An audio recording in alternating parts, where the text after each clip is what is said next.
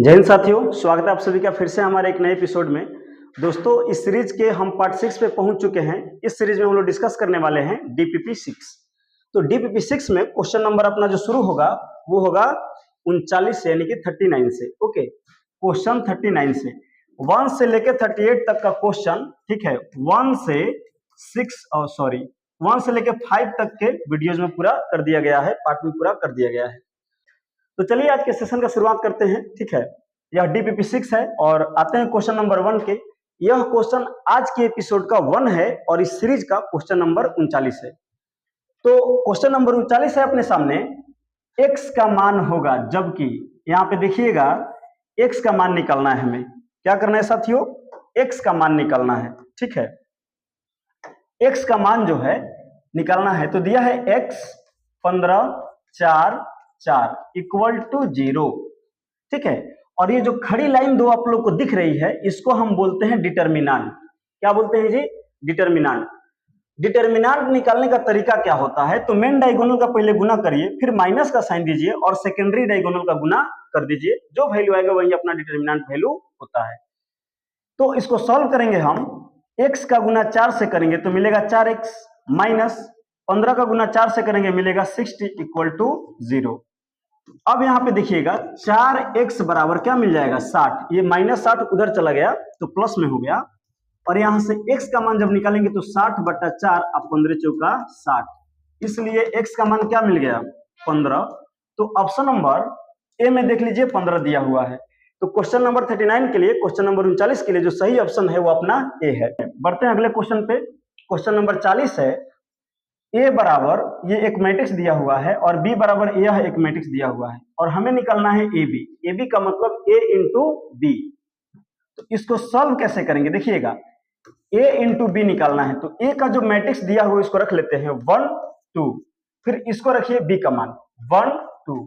अच्छा, गुना कैसे किया जाता है? इस रो को उठा के खड़ा करके कॉलम पे रख दिया जाता है। जो नंबर जिसको ढकेगा उसका गुना करके बीच में प्लस का साइन दे देते हैं। जैसे इस 1 2 वाले रो को खड़ा करके हम ऐसे रखेंगे तो क्या ये 1 इस 1 पे चला जाएगा और यह 2 इस पे चला जाएगा। तो क्या हो जाएगा? 1 का गुना 1 से करेंगे तो 1 मिलेगा, प्लस आएगा फिर। अच्छा, ध्यान रखिए कि मैट्रिक्स में ही लिखा जाता है। और 2 जब 2 पे आएगा तो 2 दूनी 4। 1 और 4 जोड़ के क्या 5 मिलेगा?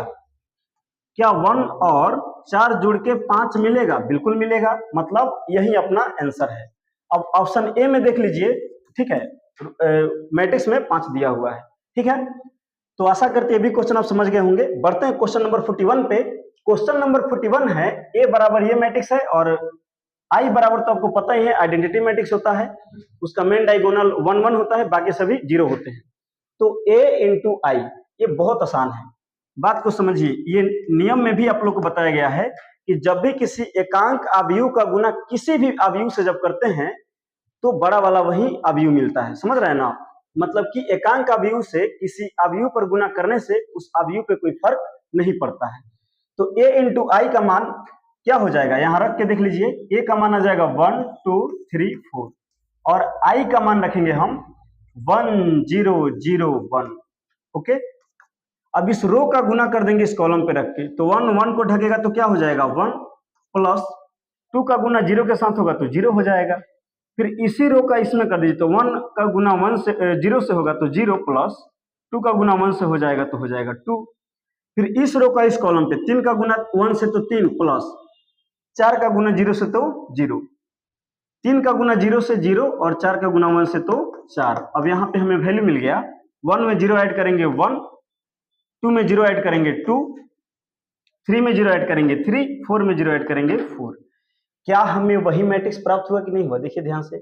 और थोड़ी देर पहले हम यही बात बता रहे थे कि आइडेंटिटी मैट्रिक्स का किसी भी अवयव के साथ जब हम गुना करते हैं तो हमें वही अवयव प्राप्त होता है, ठीक है। तो 1 2 3 4 कहाँ दिया हुआ है? ऑप्शन नंबर बी में दिया हुआ है।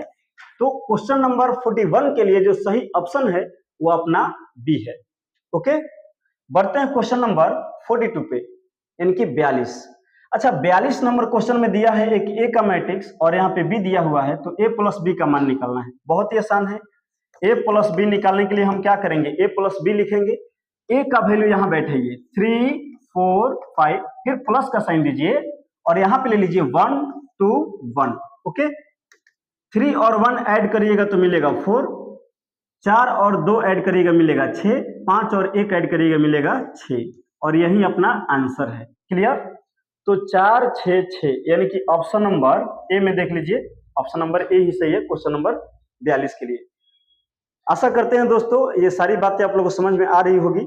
सभी के सभी क्वेश्चन बहुत ही महत्वपूर्ण है, ये सभी के सभी क्वेश्चन पूछे गए क्वेश्चन है। इन सभी क्वेश्चंस को आप करिए। आगे बढ़ते हैं हम लोग क्वेश्चन नंबर 43 पे। अच्छा 43 नंबर जो क्वेश्चन है यहाँ पे, एक ए मैट्रिक्स दिया हुआ हमारे पास 1 2 -1 -3, और इस तरह से लिखा है, ए के ऊपर एक डैश दिया हुआ है। अच्छा ए के ऊपर डैश देने का मतलब क्या होता है? ए के ऊपर डैश देने का मतलब परिवर्त होता है, यानी कि ट्रांसपोज। क्लियर ना? अब ए परिवर्त जब निकालेंगे तो कैसे निकालते हैं? परिवर्त निकालना बहुत आसान है। रो को कॉलम बना दीजिए, मतलब कि जो खंभा गिरा हुआ है उसको खड़ा कर दीजिए, काम हो जाएगा। मतलब 1 और 2 जो है हो जाएगा 1 2 ऐसे, यह -1 -3 हो जाएगा ऐसे, -1 -3, और यही अपना आंसर है।